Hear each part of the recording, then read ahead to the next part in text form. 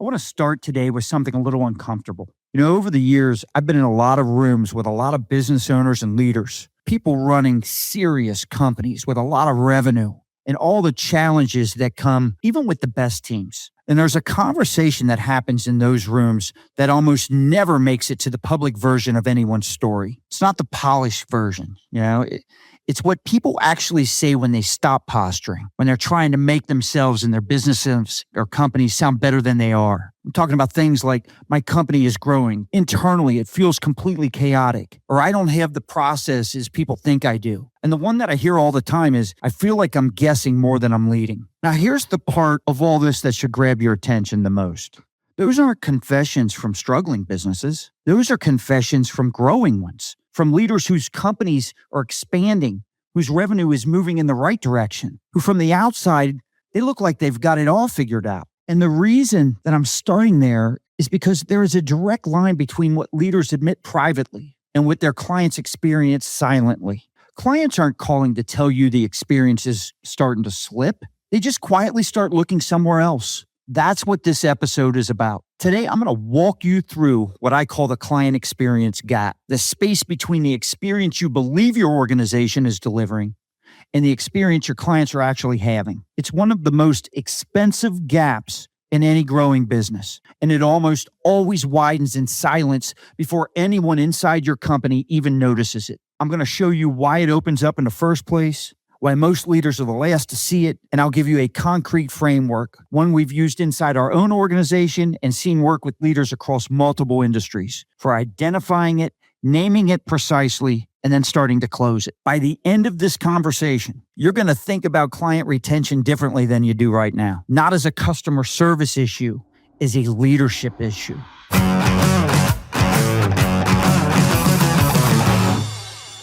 Welcome to Business Bourbon and Cigars. I'm Scott Joseph. For over 3 decades, I've built and scaled companies. In that time, I've made a lot of mistakes, some expensive, some flat out embarrassing, and I paid close attention to what caused the ones that cost the most. I've also spent years inside rooms with high-level leaders, listening to what actually breaks inside organizations that on paper look healthy. That work is what led me to Me Plus Ultra.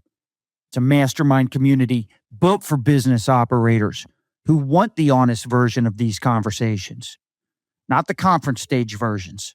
What I'm sharing with you today comes directly from what I've seen inside those rooms. So let's dive in. So here's what we're going to cover.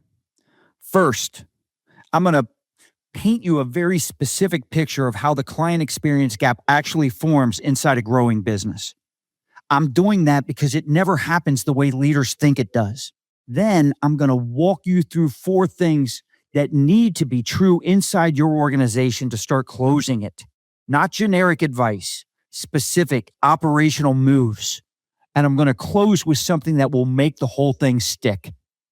A few years ago, I sat in a room with a group of leaders, owners and executives running companies ranging from mid-size to well past the $100 million mark.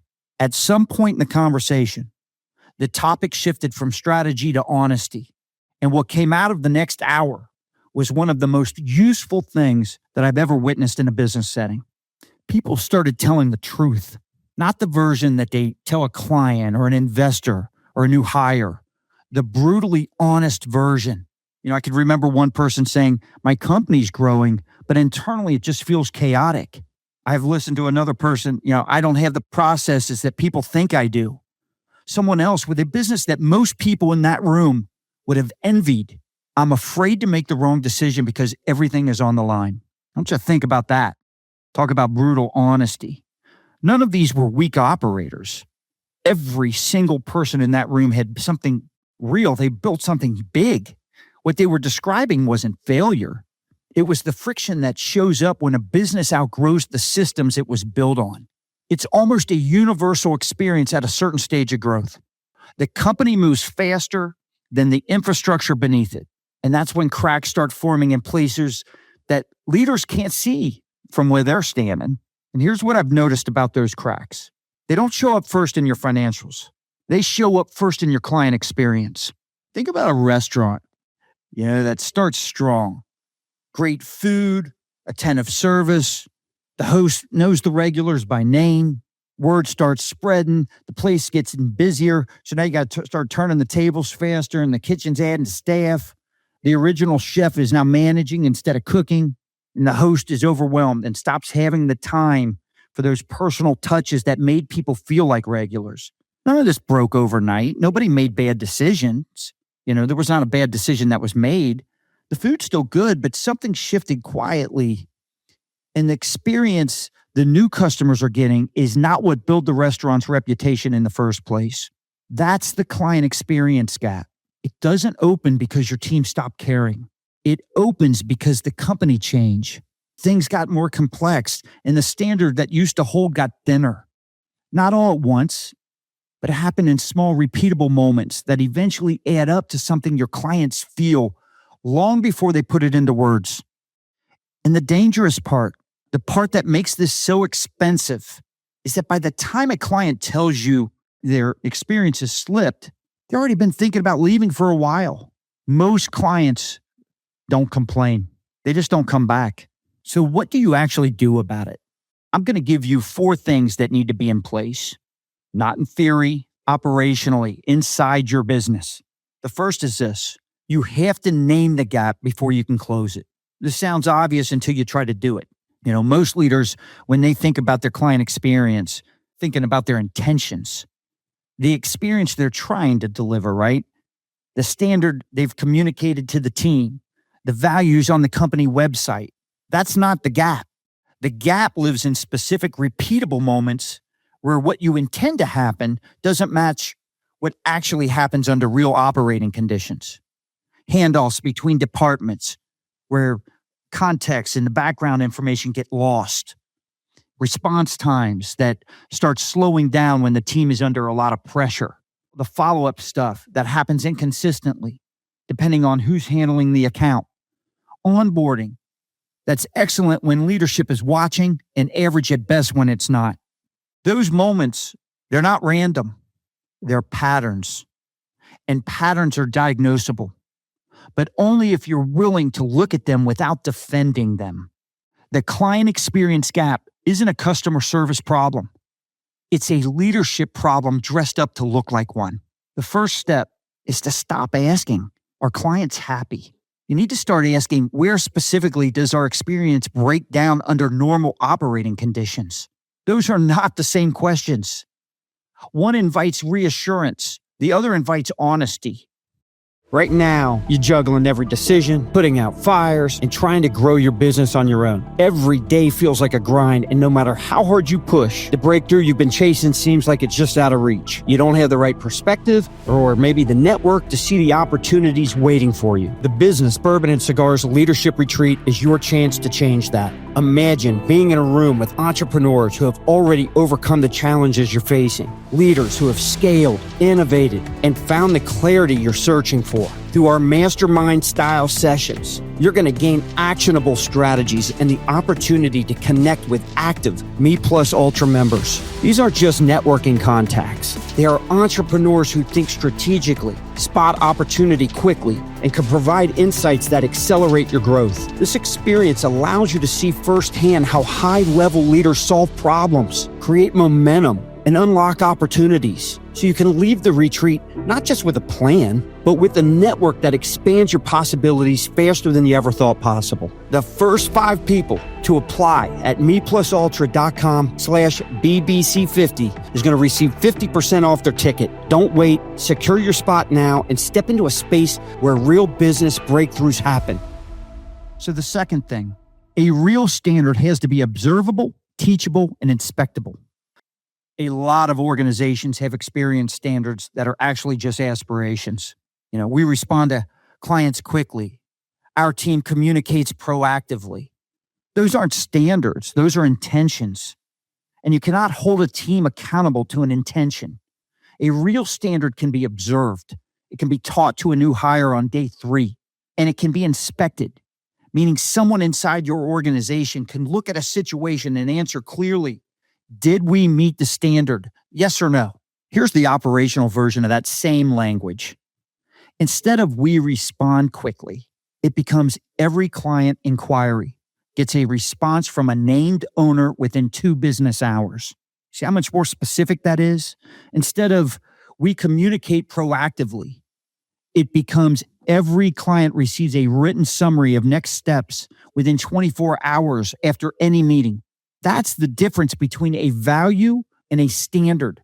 Values describe who you want to be, and usually only when you're at your best. Standards describe what must be true.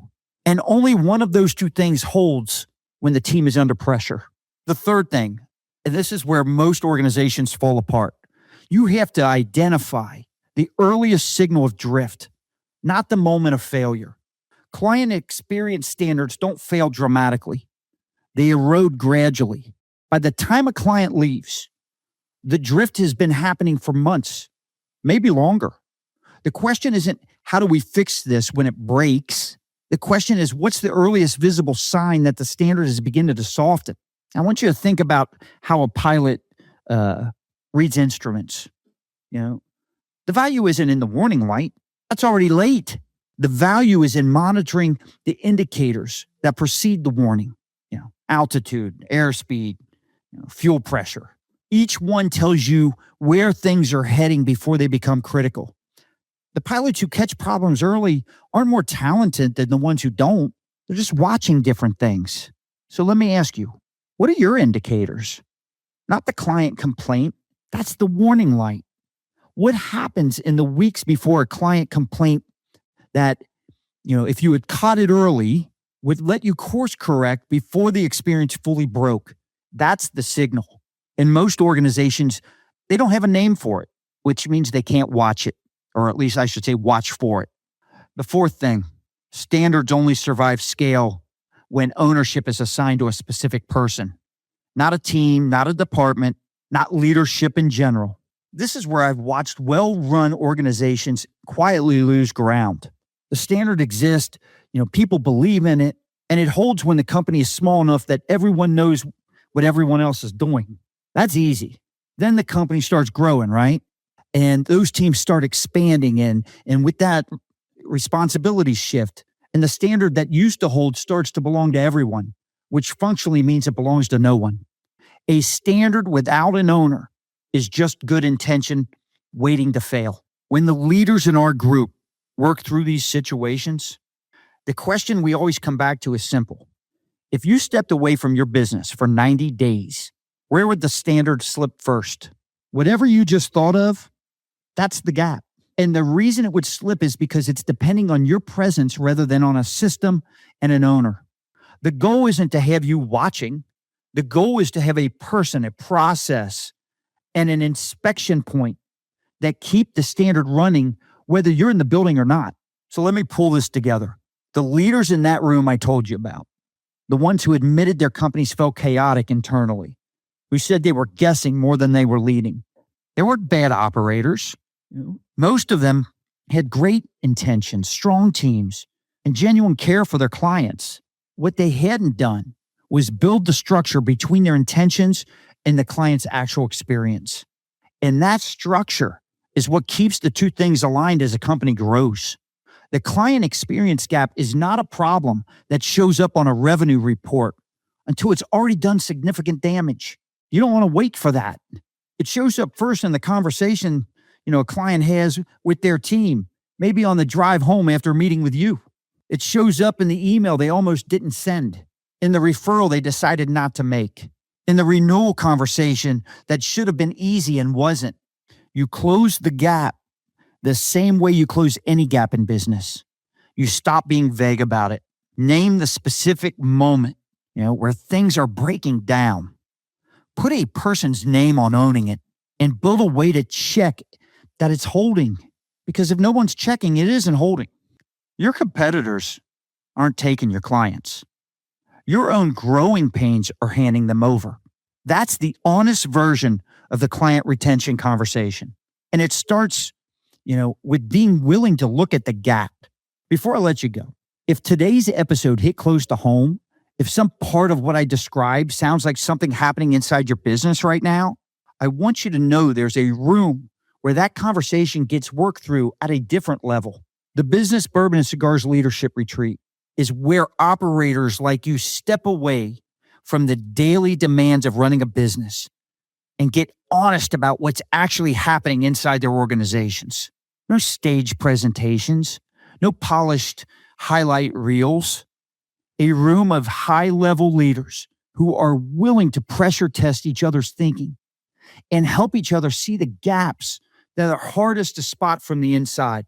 If this episode resonated with you, there's a good chance this is exactly the room you need to be in. Visit meplusultra.com/BBC50 to claim 50% off your ticket. Spaces are limited and they fill up for a reason. Hope to see you there, and thank you for being here. I'm Scott Joseph. This is Business Bourbon and Cigars. Until next time, cheers, everyone.